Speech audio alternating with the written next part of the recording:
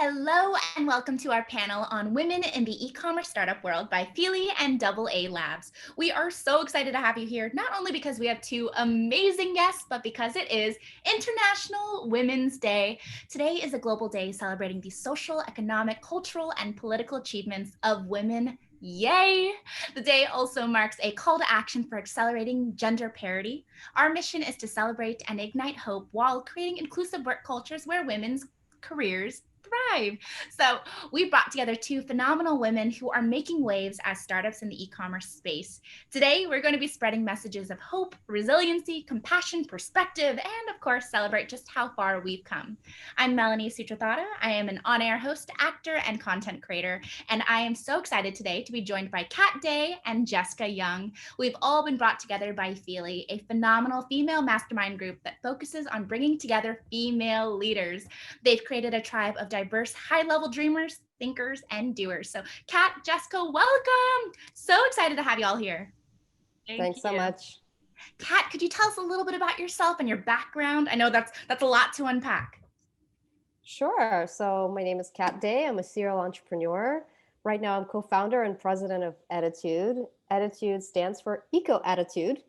We make bedding, sleepwear, and towels out of our clean bamboo fabric, and it's using organic bamboo, which is the most sustainable plant on the planet. And we combine it with the cleanest technology that's available today to make incredibly soft and sustainable home goods. Our mission at Ettitude is to make comfort for people and planet, and we do that using innovative textiles. I joined the company as co-founder in early 2018 when the company was still super, super small, founded by my co-founder, Phoebe Yu, who is a Chinese-Australian entrepreneur who spent 2 decades in home textiles and spent about 5 years researching and developing the fabric that we use today. The company was getting some organic traction back then in Australia through word of mouth, and I joined her to help scale the company globally. And this year alone, we were named number 638 fastest growing US company by Inc. magazine. They have their Inc. 5000 list, and we're really proud of that.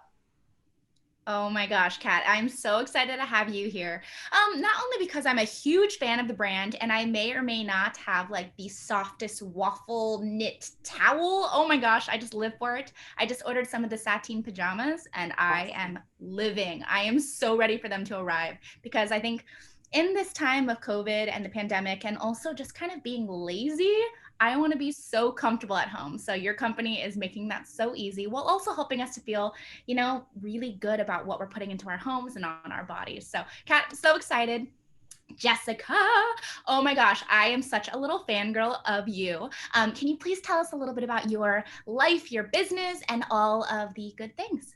Sure. Yeah. No, thanks for having me on. Really, all about international women and all the moves I think that have been happening in the past few years. I founded Bubble most recently. My background's in food, and so I'm like more than passionate about food, which is my entire life. I've dedicated my career, my personal life. It's just all the things revolve around food in my life. But founded Bubble a couple years ago now. We navigated this past year through a pandemic, which was wild. And Bubble is a clean food marketplace. So we have a platform that connects customers with brands that are, the best of the best. They have best in class in terms of ingredients, flavor, packaging. And we are sort of doing, I would say, what Etsy did for the craft food space for the food space. So we have a true north which is our Bubble seal of approval. So we really stand by that. It's truly, clean label products that we promote and sell on the platform. And we're still really small. So a lot of people don't know about us. We're on purpose flying under the radar. We have about 275 brands live on our platform. We have over 800 on our waiting list, and that's just in the shelf stable space. So we're about to actually change over our entire platform on the customer facing and brand facing side. So we're actually coming out of our cocoon in the next few months, which is really exciting. and are bringing a lot of brands on the platform for discovery on the customer side, and then allowing brands to have a lot more tools at their fingertips to grow their brand, be a bit smarter about, flavor development or what customers are really reacting to their products across the country. And then we are opening up our distribution centers end of this year, which is exciting, to bring on perishable foods. So local farms and meat suppliers and seafood suppliers across the country can also connect and ship and sell through Bubble as well. Wow, I feel like I have learned so many new things just by doing my research and learning about the two of you. You guys are strong women, killing it in your businesses and in e-commerce. But I feel like, we got to back it up, because we all have like a long history that allows us to be so appreciative to be in the startup world. A little bit about me: I worked at a lot of really corporate companies. My last one that I worked with full time, like 40 hours plus a week, was Verizon. And what's funny is I quit, I think, about 4 years ago. And now I ended up coming back and I host 3 different shows for them. So to go from like an in-office, every day at the desk kind of job to now kind of running my own little thing, it's been really exciting. So tell me, I would love to hear about your entrepreneurial journey before you started working in kind of the startup and e-commerce space. Kat, I will start with you. Sure. So I actually didn't know what I wanted to grow up. And being very petite, my choice of careers was defined by my inability to find professional clothing that actually fit me. So I knew I couldn't be a lawyer, I couldn't be a banker, so all these things. So I wanted to become a professional photographer, and I studied comparative literature at Columbia. And I basically started this blog about careers that people have by taking photos of people on Wall Street who looked really interesting. And I asked them, like, what do you do? So that was kind of my beginnings of entrepreneurial side hustles, while I ended up actually going into consulting and figuring out the clothing situation. I just had it all custom made. But anyway, the point is, my entrepreneurial drive really started super early on, even while I was in college, and continued on. After joining as a consultant, I was doing kind of all of this typical consulting grueling work, learning a lot about different industries and loving it, actually. I really love working with smart people, working on strategic growth projects. But I always felt like I wasn't really an expert in anything. I was coming in, helping them understand their situation, doing some analysis and coming up with some recommendations, and then leaving. And I wanted to become an expert. And it didn't matter to me what I was an expert in, as long as I was referred to as the expert. So I actually became an expert in crazy, bizarre food. I started another blog. I saw both me and Jessica were both like, tell me more. Tell me more. So yeah, I started a blog and a weird food club, which basically took people in New York to different restaurants to try things that were off the menu and were extremely bizarre. So something like Anthony Bourdain or Andrew Zimmern would probably eat on their travels. And that's how it sparked my first idea for my first startup, which was called Try the World. It's a food subscription service that sends you authentic foods from around the world. And it all started from this weird passion I had for trying bizarre foods in New York City. And that company, Try the World, actually was named number 3 fastest growing company in New York in 2016. We grew from 0 to 30 people, and actually was acquired in 2017, and I exited the company then. So that was while I was still actually in corporate, is when I got the idea for Try the World. And I was working on that while working full time and also getting my MBA on the side. So casual. You were just doing like 1 or 2 really small things. I get it. It was a little crazy, but it was also a very exciting time in my life to be able to not only do a really good job at work, I don't know how I managed, but also work on my own thing on the side as a side hustle. That eventually, of course, became my full-time job, and I ended up leaving my full-time job. But of course, not without sacrifices. You can't do everything all at once. So I just had to sacrifice my personal life at that time. Fair enough. That's my background before e-commerce. I love that. Okay, I have to know, what was one of the weirdest things that you tried? Oh, so many different things. Jellyfish, insects of all sorts. Bull penis was one that actually was probably the one that was a catalyst for it all. It was a dare, and I documented it with my professional camera, and people were just shocked. And a couple of other things, but I actually prefer better tasting food nowadays. I'm less into the weird stuff and more into the good stuff. I love that. Jessica, I know you are an actual trained chef, so you have probably experienced a lot of interesting food. So what has been like the weirdest thing you've ever made someone or tried on a trip? I want to hear all about it. Made someone, I don't get into the offal meats. Like I think classic French cuisine and in French cooking school, you definitely learn some funky things in terms of like offal and making blood sausage, looks like a Saw movie, which is a scene. So that's never pretty, but I would say that, so, but nothing super crazy, just like typical kind of old French stuff. The weirdest thing I ate for sure, I would say I have to say it is a barnacle in Spain. Steamed Interesting. barnacles, yeah. Which I saw on the menu, like, is this, sometimes you read something when you're traveling, does this translate? Is this the same barnacle as like what's on the side of a boat? Right. So yeah, I order it and it's for sure like, in this like weird shell rock and Mhm. steamed, and it was really chewy, kind of like a mussel. So Oh gosh. I yeah. don't think I've ever eaten any really strange things. I mean, I did, okay, you're gonna learn a lot about me. I did try a scorpion lollipop from a truck pit stop Okay. like Yeah. 10 years ago. It wasn't Nice. bad. Really weird, but it was Crunchy. there. Crispy. Yeah.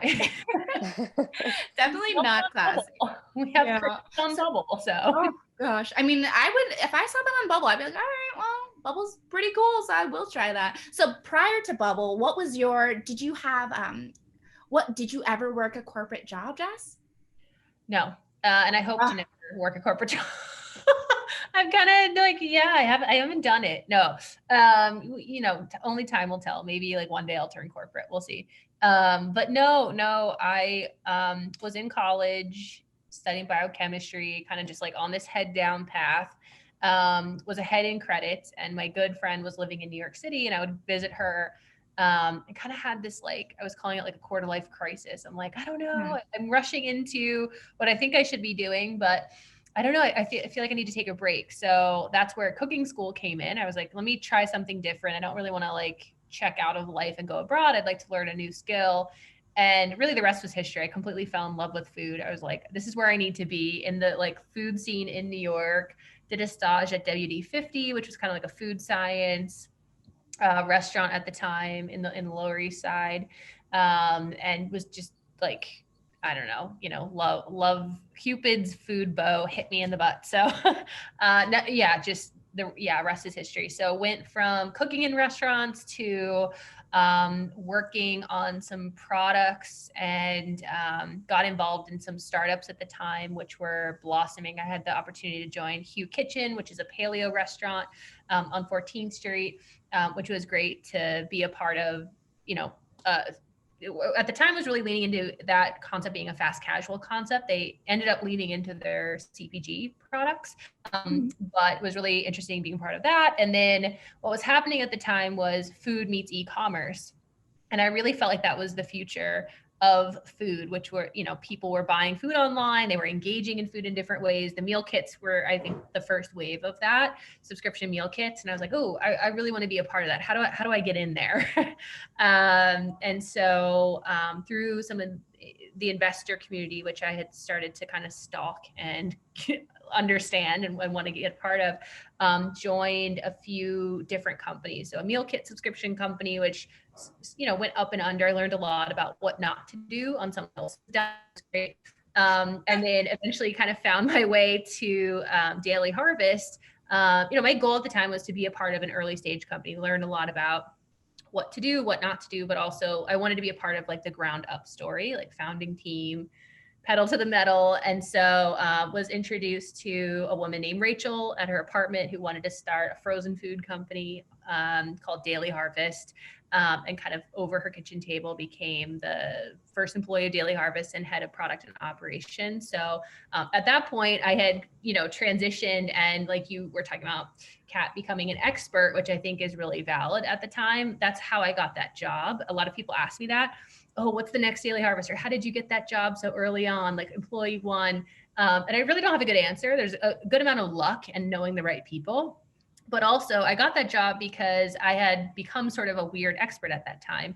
There weren't a lot of people that you could hire that knew logistics, like how to actually ship out product in an e-commerce way, especially within food, but also product, right? I had come from food. I knew how to design and like scale recipes in a commercial setting. And so I had this like unique skill of both that I could bring to the table. And as we all know, in an early stage operation, you need to wear many hats. And so if you can find some early people that can wear a few, well, then you typically bring them on. So yeah, and then left Daily Harvest to launch Bubble, seeing an opportunity for, basically what we did with one company, creating a platform for, many companies to launch and scale and serve really that same customer we went after at Daily Harvest with more products.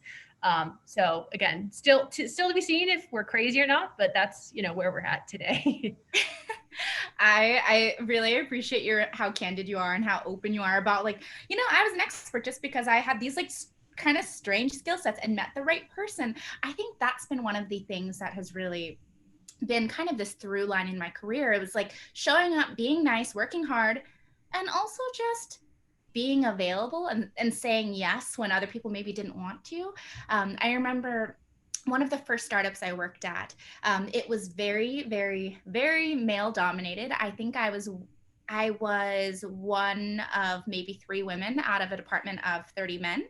And it was one of those situations where I always kind of felt like, I don't know if I'm saying the right thing, or if I'm not gonna, I don't know if I'm gonna know the most out of everyone, but if I can show up and find my little niche in this very populated market, I think I'll do fine. Can you guys tell me a little bit about kind of your experiences being a woman in the startup space, at least a couple years ago? I know when I first started out, there was definitely a bit of a boys' club. I'll start with you, Kat. I experienced that less in the startup world than I did in the corporate world. Oh, Yeah, actually, as a consultant, I had to travel quite a bit for the different businesses that our business owned. And the most, stark cultural difference versus New York was Texas, where I showed up looking very, very young and being a woman in a boardroom with a bunch of boardroom men. And there was, I think, one woman, and maybe it was a Texan thing, but she was kind of like winking at me at across the table. And I thought it was just so bizarre. And I think the rest of the guys just thought it was someone's daughter until I opened my mouth and actually started talking to them about their business and giving them recommendations about their business. So I definitely experienced that. People just were not used to seeing diversity in different levels of the boardroom or different levels of the business, specifically in the boardrooms. So in startups, it didn't feel the same. Everybody was kind of on an equal footing. mm-hmm. As long as you're doing, awesome work and you're working on something cool, it's all good. I don't know, maybe other people had different experiences, but for me, I just felt like it was so liberating. I think that is one of the great things about being at a startup, because there really are no rules. When I came in, one of the startups that I was working at, the one I mentioned earlier, they were kind of on the big upswing of that like, oh gosh, I don't remember the phrase, maybe like the hockey stick, I think. It was like they were really on the upswing, so they kind of already knew what was working. And at that point, I think I was probably like employee like 100. So they weren't really even in the startups. They weren't really defined as a startup at that point. They'd had many rounds of investment at that point. So it felt very different. But then there were companies that I was at where I was employee number 5. And that energy was so different and so fun, because all of us came to the table with many different things to offer. And I think that was a really interesting kind of way to go from that very boys club driven startup world to something where everybody really was on that even playing field. Jessica, what were your experiences with that? Yeah, I mean, I hail from food service and kitchens. And I think there's been a lot of progression made in that space today. But 10 years ago, it was still boys club, sex jokes, there's not really HR in restaurant groups. So, Right. and it's a very male dominated field. So, you kind of just play along, you're one with the boys. I fortunately never had any terrible experience, though real lines were crossed, but you're definitely, trying to work twice as hard, improve yourself with skill, which if anything just puts you ahead of the boys at the end of the day. So, no real experiences there. I would say in startup, have always been pretty respected. I would say as a first time founder, however, kind of taking investor meetings and things, it's still pretty heavily swings male. And so kind of pitching to men all the time, it'd be nice to see a female face and see that landscape change a bit. And I think, participating in health and wellness, a field that women lead, and also food, right? Women still traditionally, control that dollar of the household. And so it'd be great to kind of have, some of those things understood. Pitching Daily Harvest back in the day, kind of watching Rachel, explain why we were doing something different than Jamba Juice was interesting to always hear. And sort of same thing with what we're doing at Bubble. I think women just kind of get it a little bit more because we are that customer and things. So,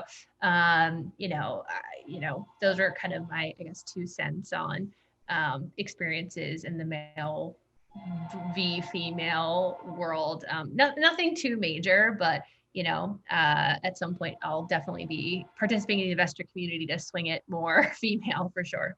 Absolutely. Yeah, I love, I would jump on that yeah. actually, and just it's definitely a huge issue in the startup world, just not having enough female investors. Mm. It's changing, and now there are a number of amazing female-founded funds.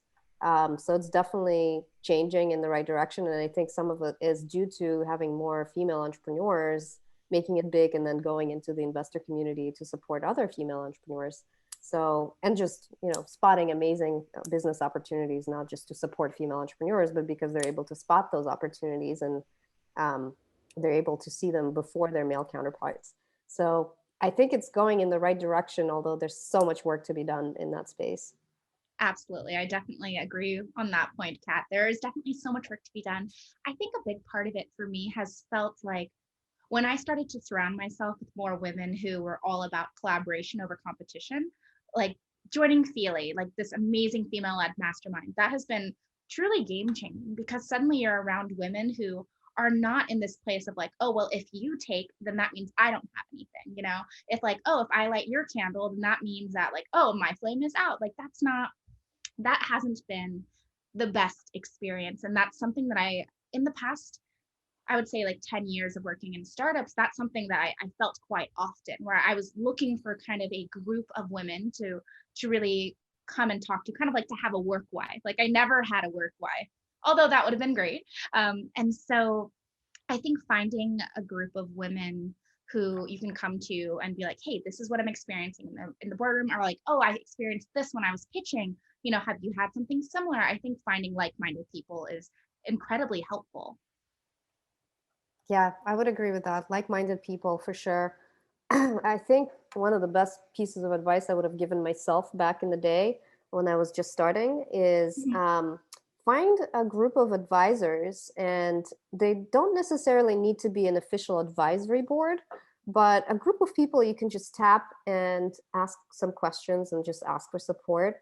Ideally, those people are 1 or 2 stages ahead of you, not too far down the road, so that then they maybe forgot about the challenges that you're having right now, but just 1 or 2 steps ahead, so that they still have those memories fresh and they've already solved them in some way or another.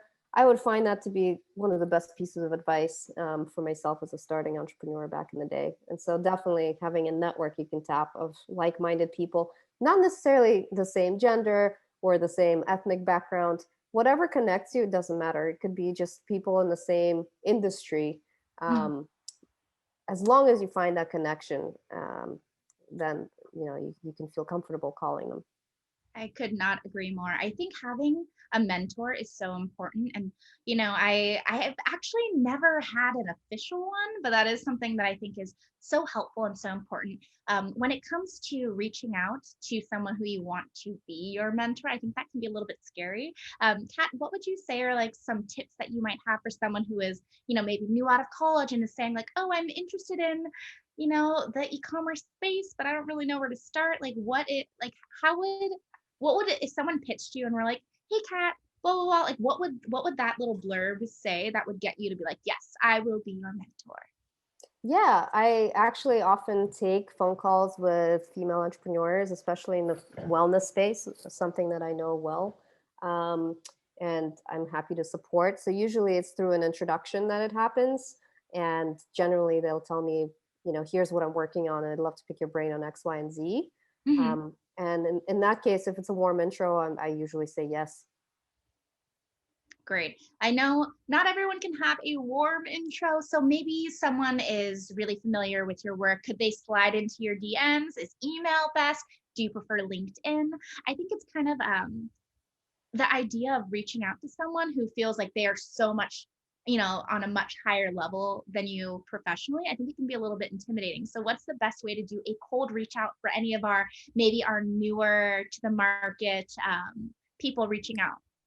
Yeah, I think all methods are fine, either IG or LinkedIn. LinkedIn is great because the person can already see if you have any mutual connections, or Mhm. you can see if you have any mutual connections with the person you're trying to reach, and then you can mention those mutual connections. So I think that's a really great tool. And then I would say just sometimes cold email works out too if you have a nice subject line. I love I'm a sucker for a good subject line. I used to work in email marketing and I would do A/B testing on subject lines for a ridiculous amount of time. It was insane. Jessica, how do you feel about cold reach outs for someone wanting to have you as a mentor? I love it. Again, there's a great book out there called Your Network is Your Net Worth. Mm. 100% abide by that. So, I respect the hustle. I was that person for sure. Um, so I would say, yeah, but also do your research. I get Right. hit up actually all the time through LinkedIn. I come up in a lot of daily harvest Mm. searches given my resume. And so I know when they like turn on hiring rounds through LinkedIn, I get blasted by strangers, which is fine. I have good filtering on there now. Um, but if any younger people hit me up, so I would say like one, make sure, you're actually like speaking to the right role or company when you reach out to somebody, and that the person you're asking, essentially a favor from, they're in the right place, right? Are they still at the company? Did they leave? Are they now just advising? Set your expectations if you're going to reach out. And then two, I would say, check the company out. They might have internships or jobs or something. A great way to participate is actually to do an internship, and maybe they don't have one posted. But I think the best way is to kind of throw yourself in. And so if you want that favor, and you have that time, I would say you're a younger person, try to do an internship. And then, the kind of best way is once you have a shoe in, you can, get some more mentoring out of maybe not just that person, but other people at the company as well. And learn a lot of different skills. If you're an older person and maybe you're thinking about, getting into an industry that someone is more of a leader in, and you want to ask them questions or, have that more mature mentor mentee relationship, yeah, for sure, hit them up cold. But again, be spot on with your ask. I think that's really helpful. I think that is so valuable. One of the things that I really take from this is the idea of shoot your shot. I love that so much because I think we get so afraid, especially as women. I mean, really people overall, but I think as a woman, I feel like, oh, I don't want to ask. Like, I don't want to bother them. I don't want them to think that I am trying to ask for too many things. But I love the idea as long as you do your research beforehand and make that ask out of a place of really wanting to craft a relationship opposed to just taking all you can get. I think that makes a big difference. So Kat, I know you mentioned what your piece of advice would be for someone looking to start at the beginning. Jessica, what piece of advice would you give to anyone looking to start their own business or maybe to quit their day job? Yeah, I would say Start your business or quit your day job. I'm going to assume you're quitting your day job because you're going after your side hustle in this scenario. Yes. I would say, I would take a page out of my own book, even though that book is crazy. And I wouldn't necessarily recommend it for somebody else, but some of the pages out of my personal book would be to just really learn as much as possible from other people, other scenarios before doing it on your own. There is so much to learn. And I think so much to be said for firsthand experience versus reading books or thinking you know something about an industry versus having done it and had a real role or responsibility. So if you can, again, get an internship, no matter what stage in life you're in, alongside your side hustle, you can learn so much from firsthand experience. So yeah, whether you take a role that's doing whatever is part of that industry in your side hustle, let's say you want to get into like beauty and CPG and start a chapstick line, like a clean label chapstick line. And you're like, I want to get this into Target and XYZ. Try to see if, again, you could work at a company or take an internship at a company that's already doing that, or a company that's in a startup, right? You could learn still from a startup that's attempting to do the same thing, help them out and take some of those learnings before doing it yourself. That really worked for me in my career. I met so many people, contacts, some of my now investors kind of through that process, which again, has no price tag or timeline on it. It's really invaluable. I could not agree more. I think forming those relationships and building those connections out of a really organic place, you never know where they could go. I think personally, as a host, I always what I did anytime I went into a room is I always got to know the people working at the front desk or the people who were assistants or interns, because those people will then be growing with you. And when they become a director of a company, guess who they still will recognize and realize was so kind to them even when they didn't have any big status. All right, so unfortunately we are about to wrap up, but Kat, where can people find you? You can find me on LinkedIn. You can find me on Instagram, katarina.day, or Facebook. Love it. Jessica, where can we find you? Always on Insta, recently on TikTok. I am more of a consumer than a producer so far, but I'm I totally am down the TikTok rabbit hole hardcore. My personal Insta is Jess Young Food, or did I change it to Jessica Young Food? One of them. And we'll check. We are at Bubble Goods and bubblegoods.com for all the amazing foods. Yum. I'm so excited to creep and follow. And Jessica, I really want to see you do an eating challenge immediately. I just want to see you eat weird things. Kat and I will participate and cheer you on. I feel like that could be a thing. We did used to film when we were in an office, once upon a time when we were all in offices, it's going to be what? Fairy tale time. Very much fun time. Yeah, we actually filmed our bubble approval processes. So something we liked, we would blur out things we didn't like. We'd like to bring that back at some point. So I would watch that 100%. Yeah. And then, definitely stay tuned in the next couple months. We have a lot changing for customer side, the fun side on the site in the next couple months.